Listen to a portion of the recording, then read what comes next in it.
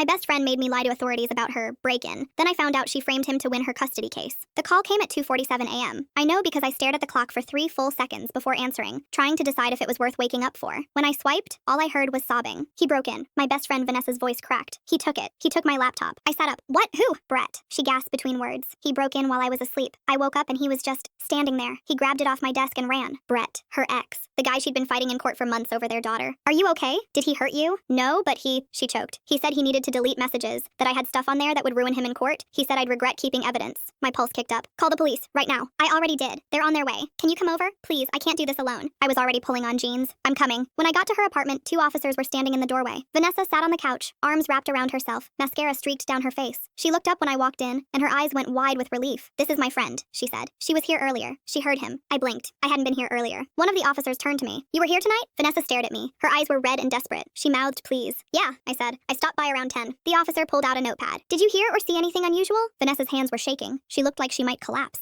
I heard banging, I said, on the door, like someone pounding. I asked Vanessa if she was expecting anyone, and she said no, so I figured it was a neighbor or something. The officer wrote that down. Did you see who it was? No, I left before anyone came in. He nodded and turned back to Vanessa. Ma'am, we checked the door and the windows. There's no sign of forced entry. He has a key, Vanessa said quickly. From when we lived together, I never got it back. The other officer, a woman with her hair pulled tight, crouched in front of Vanessa. Do you have any proof the laptop was here? A receipt? A photo? It's registered to my Apple account, Vanessa said. I can show you. And I have pictures on my phone from last week. It's in the background. She pulled up her photos. I saw the laptop on her desk. A silver MacBook covered in stickers. One was a sunflower. Another said, nevertheless, she persisted. The officer took notes. We'll file a report. If he tries to contact you, call us immediately. In the meantime, I'd recommend changing your locks. After they left, Vanessa collapsed into me. She cried so hard I thought she might be sick. Thank you, she whispered. Thank you for backing me up. I didn't know what else to do. He's trying to take my daughter and now he's stealing my stuff and no one believes me. I held her. It's okay, they'll find it. He can't just break in and get away with it. She pulled back and wiped her face. You're the only person who's been there for me through this. Everyone else thinks I'm crazy. I squeezed her hand. You're not crazy. But even as I said it, something felt off. The door had no scratches, no dents, nothing. I pushed the thought away. She was my best friend. She needed me. The next morning, Vanessa posted on Facebook. Last night, my ex broke into my apartment and stole my laptop because he's terrified of what I have on him. The police were called. A report was filed. I will not be silenced. Within an hour, the post had 60 reactions and 20 comments. Friends called her brave. Someone tagged a domestic violence hotline. Another person shared it with the caption, "This is why we believe women." I texted her. Are you sure you want this public? She replied immediately. I'm done hiding. He needs to be held accountable. By noon, she'd started a GoFundMe. The title read, Help me replace what he stole. The description explained that her laptop contained years of documentation for her custody case, and now she had to start over. The goal was $1,500. I stared at my phone. $1,500 seemed high for a used MacBook, but I didn't say anything. I donated $50 and shared the link. That afternoon, Vanessa called me. Her voice was steadier than it had been the night before. The insurance company said they'll cover it, she said, but it's going to take a few weeks to process. I filed the claim this morning. That was fast. I wasn't going to wait around. He's probably already wiped it by now. I paused. Do you think he'll actually use anything against you? He'll try, but I have backups. I'm not stupid. Something about the way she said it made my stomach tighten, but I let it go. By the end of the week, the GoFundMe had raised $800. Vanessa posted updates thanking everyone, calling them her village. She shared articles about coercive control and gaslighting. She posted a photo of herself holding her daughter with the caption, fighting for her, always. Brett posted once, a single sentence on his own page. I did not break into anyone's home. This is a lie. The comments tore him apart. People called him a coward. Someone said he should lose custody immediately. A woman I didn't recognize wrote, abusers always deny it. We see you. I didn't comment, but I didn't defend him either. Vanessa called me that night. Did you see what he posted? Yeah. He's trying to make me look like I'm lying. He's telling people I made it up. No one believes him, I said. I know, but it still makes me so angry. He does this every time. He twists everything so he's the victim. I heard her daughter in the background asking for juice.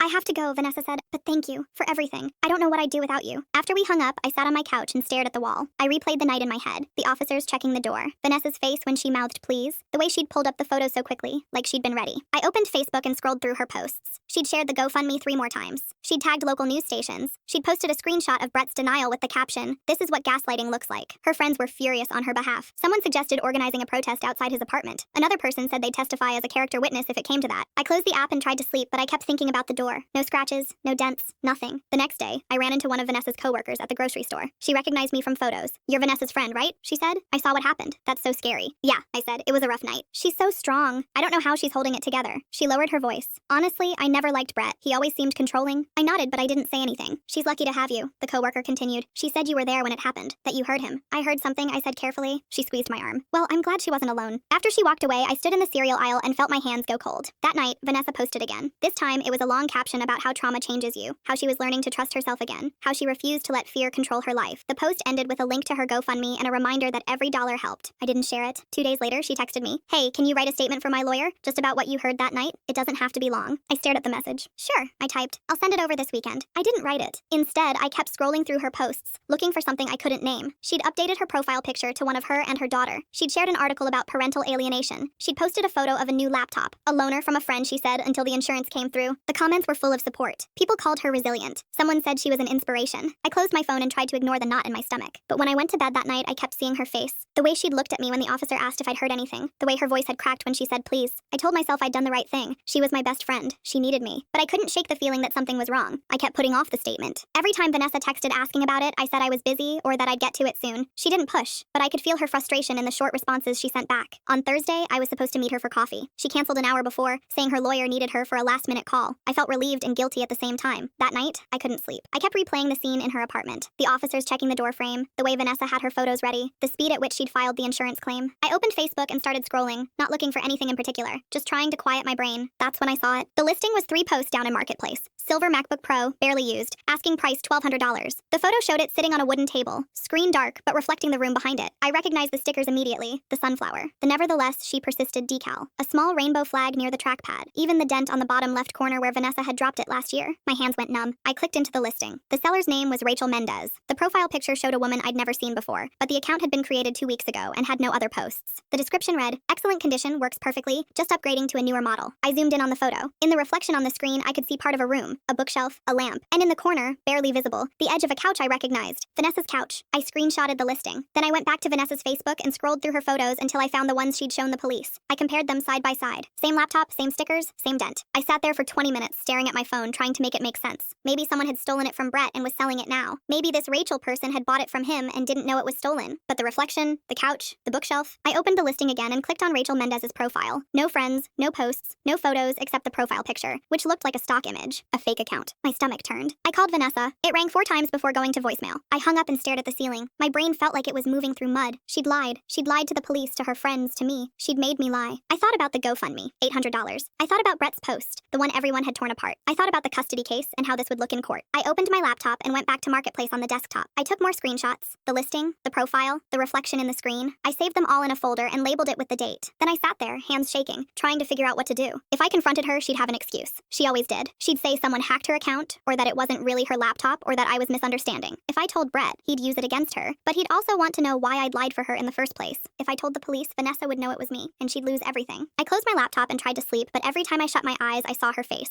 The desperation, the tears, the way she'd whispered thank you. The next morning, Vanessa texted me, "Coffee today? I really need to talk." I stared at the message for 5 minutes before replying. "Can't. Work stuff." She sent back a sad face emoji. I spent the day refreshing the Marketplace listing. It was still up. No comments, no messages visible. But the post had been viewed 63 times. That evening, Vanessa posted on Facebook again. This time, it was a photo of her daughter holding a drawing. The caption read, "She asked me today why her dad doesn't come to her recitals anymore. I didn't have the heart to tell her he's too busy trying to destroy me in court, but we'll get through this. We always do." The comments filled with heart emojis and angry faces. Someone wrote, "He doesn't deserve her." Another person said, "Stay strong, mama." I didn't react. I didn't comment. Instead, I went back to Marketplace and clicked on the listing again. This time, I noticed something I'd missed before. In the description, under the specs, it said, "Includes charger and case." I went back to Vanessa's photos from the night of the break-in. In one of them, taken a week before, the laptop was sitting on her desk. Next to it was a gray fabric case with a small tear on the side. I clicked back to the Marketplace listing. The second photo showed the case. Gray fabric, small tear on the side. My hands were shaking so hard I almost dropped my phone. I called my brother. He was a paralegal and the only person I trusted to tell me what to do without making it worse. "Hypothetically," I said when he answered, "if someone lied to the police and you had proof, what would you do?" He was quiet for a second. "How hypothetical are we talking?" "Not very," he sighed. "Is someone in danger?" "No, but someone's getting blamed for something they didn't do." "Then you report it. Anonymously if you have to. But you report it." "What if the person who lied is someone I care about?" "Then you have to decide if you care more about them or about the truth." After we hung up, I sat on my couch and stared at the folder of screenshots on my laptop. Vanessa texted me again. "Hey, I know you're busy, but I really need that statement soon. My lawyer's filing motions next week and it would help a lot." I didn't reply. Instead, I opened my email and started a new draft. I attached the screenshots. I wrote 3 sentences explaining what I'd found and when. Then I stared at the to field. I didn't type anything. I saved it as a draft and closed my laptop. That night, I dreamed about the night of the break-in. But this time, when the officers asked if I'd heard anything, I said no, and Vanessa looked at me like I'd stabbed her. I woke up at 4 a.m. in a cold sweat. The Marketplace listing was still up. 79 views now. I checked Vanessa's Facebook. She'd posted again, this time a screenshot of a text from Brett. It was short and clipped. "Stop telling people I broke into your apartment. You know that's not true." Her caption read, "He's still trying to gaslight me, even after everything." The comments were vicious.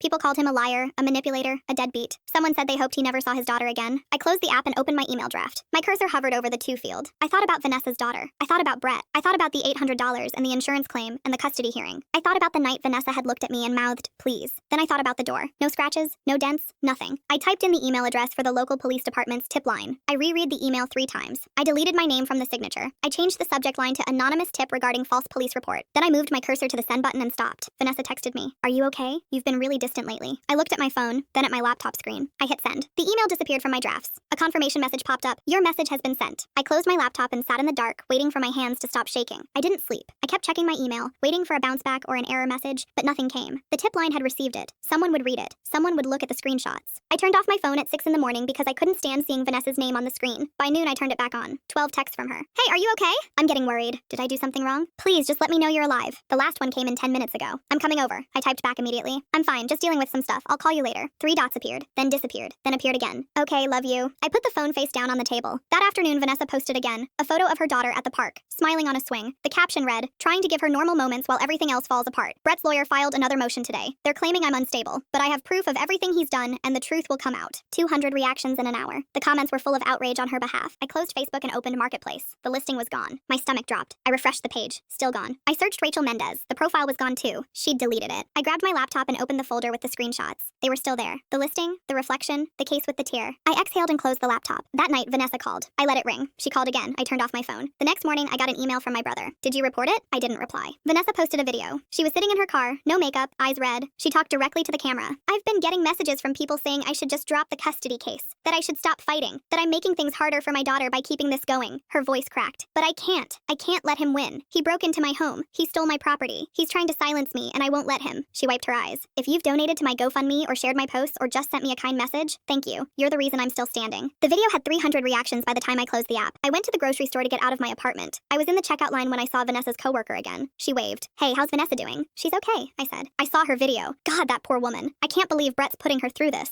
I nodded and focused on unloading my cart. She's lucky to have you, the coworker said. Seriously, you're a good friend. I paid and left without saying anything else. When I got home, my phone was on. Vanessa had texted again. Can we please talk? I feel like you're avoiding me, and I don't know why. I stared at the message. My hands hovered over the keyboard. I'm not avoiding you, just busy. Busy for 2 weeks? I didn't respond. An hour later, she called. I answered before I could stop myself. What's going on? She said. Her voice was tight. Did I do something? No. Then why won't you talk to me? I've just had a lot going on. You've had a lot going on for 2 weeks? You can't even meet me for coffee? I didn't say anything. Is this about Brett? She asked. Did he say something to you? No. Then what is it? I closed my eyes. I just need some space. She was quiet for a long time. Then she said, fine, take your space. She hung up. I sat on the couch and stared at the wall. The next day, Vanessa posted a vague status. It's wild how people you think you can trust just disappear when things get hard. The comments filled with supportive messages. People asked if she was okay. Someone said, you don't need fake friends anyway. I didn't react. That night, my brother called. The police contacted me. My pulse spiked. What? They're looking into a tip about a false report. They asked if I knew anything about a stolen laptop case. What did you tell them? I said I didn't know anything, but they're taking it seriously. They pulled the original report and they're cross-referencing it with Marketplace activity. I didn't say anything. Did you send it? Yeah, he sighed. Good, you did the right thing. It doesn't feel like it. It never does.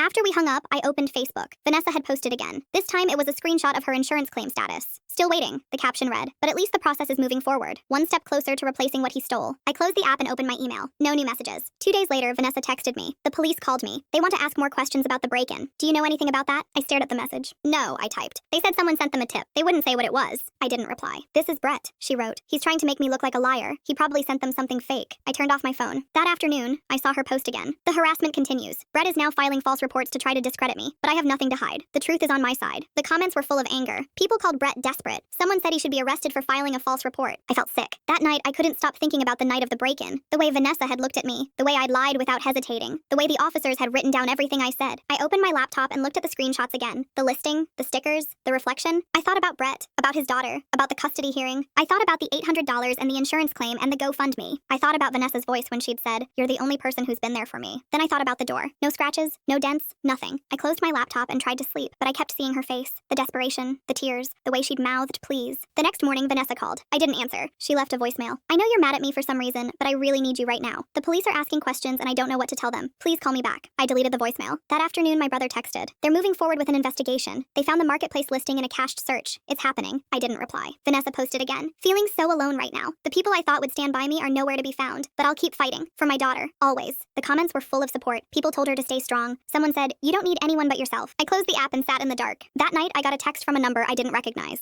"This is Brett. I don't know if you'll believe me, but I didn't break into Vanessa's apartment. I didn't take her laptop. I don't know what she told you, but it's not true." I stared at the message. I know, I typed back. 3 dots appeared immediately, then stopped, then appeared again. How? I didn't reply. I blocked the number and turned off my phone. The next morning, Vanessa posted a photo of a letter. It was from the police department requesting she come in for a follow-up interview. "They're trying to intimidate me," the caption read, "but I won't back down." The comments exploded. People told her to get a lawyer. Someone said the police were protecting Brett because he was a man. I closed Facebook and opened my email. Still nothing. I waited. I went back through every screenshot I'd saved. The listing, the profile, the reflection in the screen. I opened a new folder and started organizing them by date and time. The original marketplace post had been live for 4 days before it disappeared. I'd taken screenshots on 3 separate occasions, each one time-stamped automatically by my phone. I pulled up the metadata and confirmed the dates matched. Then I went back to Vanessa's Facebook. I scrolled through her posts from the week before the break-in, looking for any mention of the laptop. I found 2. One was a photo of her working from home, the laptop visible on her desk with all the stickers clearly shown. The other was a comment thread where someone had asked what kind of computer she used, and she'd replied, "MacBook Pro 2019, best investment I ever made." I screenshotted both. Next, I pulled up the police report number from the night of the break-in. Vanessa had posted it publicly, asking people to reference it if they had any information. I wrote it down. Then I opened the cached version of the marketplace listing. My brother had mentioned the police found it that way, so I knew it was possible. I used a web archive tool and pulled up 3 separate snapshots from different days. Each one showed the same listing, same photos, same description. In one of the cached versions, I could see the comment section. Someone had asked, "Is this still available?" The reply posted from Rachel Mendez's account said, "Yes, ready for pickup anytime." I zoomed in on the timestamp. It was posted 2 days after Vanessa had filed the insurance claim. My hands were shaking, but I kept going. I went back to Vanessa's GoFundMe. I scrolled through the updates she'd posted. One of them, from a week ago, said, "Thank you all so much for your support. I'm almost halfway to my goal. Once the insurance comes through, I'll be able to replace everything he destroyed." I screenshotted it. Then I opened a blank document and started writing. I kept it short, clinical, no emotion. The attached screenshots show a laptop listed for sale on Facebook Marketplace by an account created 2 weeks ago. The laptop matches the description and appearance of the one reported stolen in case number. I typed in the report number, including identical stickers and a visible dent on the lower left corner. The seller's account, Rachel Mendez, has no activity prior to this listing and was deleted shortly after the listing was removed. The reflection visible in the screen shows a room consistent with the reporting party's apartment. Additional screenshots show the reporting party confirming the laptop was in her possession 1 week before the alleged break-in, as well as comments from the seller indicating the item was available for pickup 2 days after the insurance claim was filed. I reread it 3 times. Then I attached all the screenshots, labeled and organized by date. I opened my email and typed in the address for the police tip line. I pasted the text into the body of the email. I attached the files.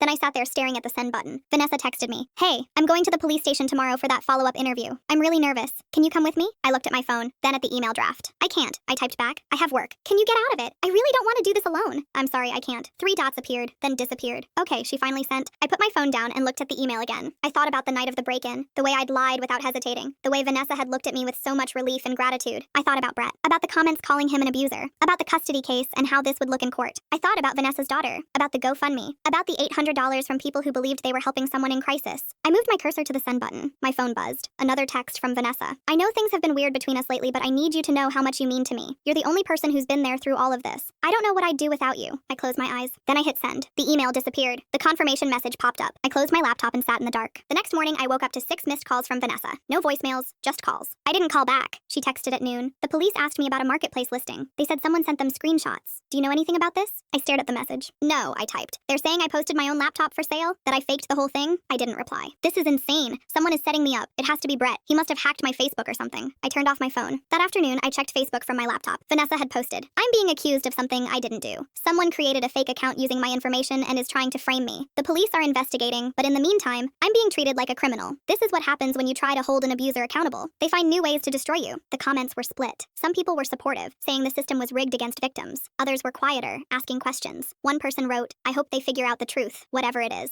Vanessa replied to that one, "The truth is I'm being harassed and no one is protecting me." I closed the browser. That night, my brother called. "They're charging her." My stomach dropped. "With what?" "Filing a false police report. Possibly insurance fraud, depending on what the insurance company does. They matched the metadata on the marketplace photos to her phone. The account was created from her IP address." I didn't say anything. They also pulled her phone records. She called the insurance company 6 hours after filing the police report. They're saying she planned it. What happens now? She'll be arraigned. If she's convicted, she's looking at fines, possible jail time, and she'll lose the custody case. No judge is going to give her custody after this. I felt sick. "You did the right thing," he said. "I know. Do you?" I didn't answer. After we hung up, I turned my phone back on. 17 texts from Vanessa. I didn't read them. One was from a number I didn't recognize. I opened it. "This is Brett. I don't know if you sent that tip, but if you did, thank you. I've been trying to tell people the truth for months and no one would listen. My daughter deserves better than this." I deleted the message. Vanessa posted again. This time it was a photo of her daughter's drawing. The caption read, "No matter what they say about me, I know who I am. I know what I'm fighting for, and I won't stop." The comments were fewer this time. People were starting to pull back. I closed Facebook and stared at the ceiling calling. The next morning, Vanessa called. I answered. It was you, she said. Her voice was flat. I didn't say anything. The police said the tip came from someone who had access to screenshots from the night of the break-in. Someone who knew details that weren't public. There's only one person that could be. I stayed quiet. Why? Her voice cracked. Why would you do this to me? Because it wasn't true. You don't know that. I saw the listing, Vanessa. I saw the reflection. I saw the comments. She was quiet for a long time. Then she said, I needed that money. Do you understand? I needed it. Brett has a lawyer and I can't afford one. I'm drowning in debt and he's taking my daughter and I didn't know what else to do. So you lied. I did what I had to do. You made me lie. I didn't make you do anything. You chose to help me. Because I thought you were telling the truth. She laughed, but it sounded hollow. The truth doesn't matter. It never has. Brett gets to walk away from everything and I'm the one who has to fight for scraps. So yeah, I lied and I'd do it again. Then you deserve what's coming. She hung up. I sat there, phone in my hand, waiting for something. Guilt, relief, anger, but I just felt empty. That night, Vanessa posted one more time. To everyone who supported me, I'm sorry. I made mistakes. I was desperate and I did things I'm not proud of. But I want you to know that everything I did for my daughter. I hope someday you'll understand. The post had 30 reactions, no comments. I closed the app and didn't open it again. The police showed up at Vanessa's apartment 3 days later. I only knew because her coworker texted me a screenshot of a neighborhood watch post. Anyone know why there are 2 cop cars outside the Riverside apartments? I didn't reply. Vanessa didn't post anything that day, or the next. On the 3rd day, a local news site ran a brief article. Woman charged with filing false police report, insurance fraud. It didn't name her, but it mentioned the case number, the same one she'd posted publicly. I read it twice. The article said investigators had traced a Facebook marketplace listing to the reporting party's IP address and phone. It said the listing had been posted 2 days after an insurance claim was filed for the same item. It said the account used to post the listing had been created from the reporting party's device. The article ended with a single line. The defendant is also facing charges related to providing false statements to law enforcement. I closed the browser. That afternoon, Vanessa's GoFundMe disappeared. The page just said, campaign not found. I checked the cached version. It had raised $940 before it was taken down. Her Facebook went quiet for 2 days. Then she posted, I've been advised by my lawyer not to discuss the details of what's happening, but I want everyone to know that I'm innocent. I made mistakes in how I handled things, but I did not lie about what Brett did. I'm being punished for trying to protect myself and my daughter. The post had 18 reactions, 3 comments. One said, praying for you. Another said, the truth will come out. The third said, I hope you get the help you need. No one shared it. I checked Brett's page. He hadn't posted anything. The next day, the local news ran a follow-up. This time they named her. Vanessa Ortiz, 34, has been charged with insurance fraud and filing a false police report after allegedly staging a burglary to collect insurance money and discredit her ex-partner in an ongoing custody dispute. The article included details: the marketplace listing, the metadata, the timeline of the insurance claim. It mentioned that Ortiz had solicited donations through a crowdfunding campaign, and that investigators were looking into whether that constituted additional fraud. It also mentioned me, not by name, but it said a witness had provided false testimony during the initial investigation, and that charges were being considered. My hands went cold. I called my brother. They're going to charge me. Maybe. Depends on whether they think you knew it was false when you said it. I didn't. Then you're probably fine, but you might get called to testify. I hung up and sat on the floor. That night, Vanessa posted again. This time it was a long caption. I'm not going to pretend I handled everything perfectly. I was scared and desperate, and I made decisions I regret. But I need people to understand that I was trying to survive. Brett has money and lawyers and a support system. I have nothing. I did what I thought I had to do to protect my daughter, and now I'm being destroyed for it. If you've ever been in a situation where you felt like you had no options, you know what I'm talking about. I'm not asking for sympathy. I'm just asking people to remember that I'm human. The post had 40 reactions, 10 comments. Most of them were neutral or vague. One person wrote, I hope you find peace. Another said, this is really sad. Someone else wrote, you lied to all of us. You took our money. You made us attack an innocent man. I don't care how desperate you were. Vanessa didn't reply. The custody hearing happened a week later. I only knew because Vanessa posted a photo of herself outside the courthouse. She was wearing a blazer and holding her daughter's hand. The caption said, fighting for her, always. The post had 12 reactions, no comments. 2 days later, Brett posted for the first time in weeks. It was a photo of him and his daughter at a park. The caption said, grateful. The comments were full of support. People said they were glad he had her back. Someone said, she's lucky to have you. I closed the app. That night, my brother called. The custody ruling came through. He got full custody. She gets supervised visitation once a month. What about the charges? She's pleading guilty to the false report. The insurance fraud charge is still pending, but her lawyer's trying to negotiate it down. She's looking at fines, probation, maybe a short jail sentence depending on the judge. And me? They're not charging you. They decided you didn't knowingly provide false testimony, but you'll probably get subpoenaed if it goes to trial. I didn't say anything. You okay? He asked. Yeah, you don't sound okay. I'm fine. After we hung up, I opened Facebook. Vanessa had posted again. I lost custody today. My daughter is going to live with Brett full time, and I'll see her once a month under supervision. I don't know how to process this. I don't know how to explain to her why I can't be there every day. I made mistakes, but I don't deserve this. She doesn't deserve this. The post had 23 reactions, 5 comments. One said, I'm so sorry. Another said, this is heartbreaking. A third said, maybe this is what's best for her. Vanessa replied to that one. How dare you? I closed the app and didn't open it again for 3 days. When I finally checked, Vanessa's profile was gone. Not deactivated. Gone. The posts, the photos, the comments, all of it. I searched her name. Nothing came up. I texted her. The message didn't deliver. She'd blocked me. I sat there staring at my phone, waiting to feel something. Relief, guilt, anger, but I just felt tired. That night, I got a message from a number I didn't recognize. This is Brett. I wanted to thank you again for what you did. I know it wasn't easy. My daughter is safe now, and that's because of you. I don't know if you'll ever see this, but I needed you to know that. I stared at the message for a long time. Then I deleted it. The next morning, I ran into Vanessa's coworker at the coffee shop. She saw me and looked away. I walked over. Hey, she glanced up. Hey, how's Vanessa? I don't know. I haven't talked to her. Oh, she stirred her coffee. I heard what happened. About the laptop. I didn't didn't say anything. I feel like an idiot, she said. I donated to that GoFundMe. I shared her posts. I told people Brett was abusive. You didn't know. Neither did you, apparently. She looked at me. Or did you? Not at first. She nodded slowly. But you figured it out. Yeah. And you reported it. Yeah. She picked up her coffee. I don't know if that makes you a good friend or a terrible one. She left before I could respond. I sat there for 20 minutes staring at the table. That afternoon, I got an email from the district attorney's office. They wanted me to come in for an interview. They said it was voluntary, but strongly encouraged. I went the next day. The prosecutor was a woman in her 40s with short hair and a tired expression. She asked me to walk through the night of the break-in. I told her everything. The call, the apartment, the officers, the way Vanessa had looked at me. And you lied, the prosecutor said. Yes. Why? Because I thought she was telling the truth. She's my best friend. She was crying and scared, and I didn't think she'd lie about something like that. When did you realize she was lying? When I saw the laptop on Marketplace. And what did you do? I took screenshots. I sent them to the police. She nodded and made a note. Do you regret lying to the officers? Yes. Do you regret reporting her? I hesitated. No. She looked up. Why not? Because she was framing someone who didn't do anything wrong, and she was taking money from people who thought they were helping her. The prosecutor leaned back. We're not charging you, but if this goes to trial, you'll be called as a witness. Are you prepared for that? Yes. She handed me a card. If she contacts you, let us know immediately. Don't respond. Don't engage. Understood? Understood. I left the building and sat in my car for 10 minutes, hands on the steering wheel, staring at nothing. 2 weeks later, Vanessa's case was resolved. She pleaded guilty to filing a false police report and insurance fraud. She was sentenced to 6 months in jail, suspended, with 2 years of probation. She was ordered to pay restitution to the insurance company and to the people who had donated to her GoFundMe. The local news ran a brief article. It didn't mention me. Brett didn't post about it. Vanessa's profile stayed deleted. I went back to work. I went to the grocery store. I met my brother for dinner. I tried to pretend everything was normal, but every time I closed my eyes, I saw her face. The way she'd looked at me when the officers asked if I'd heard anything. The way she'd mouthed please. 3 weeks after the sentencing, I got a text from an unknown number. You ruined my life. I stared at the message. I knew it was her. I started typing a response. You ruined your own life. Then I stopped. I deleted it. I thought about everything that had happened. The lies, the GoFundMe, the custody case, the people who had believed her, the people who had attacked Brett. I thought about the night of the break-in, the door with no scratches, the way she'd had her photos ready, the way she'd filed the insurance claim 6 hours later. I thought about her daughter, about the supervised visits, about the months and years ahead. I put my phone down. I didn't reply. I stared at the text for a long time. The words blurred together until they stopped meaning anything. My thumb hovered over the keyboard. I typed, you lied to the police.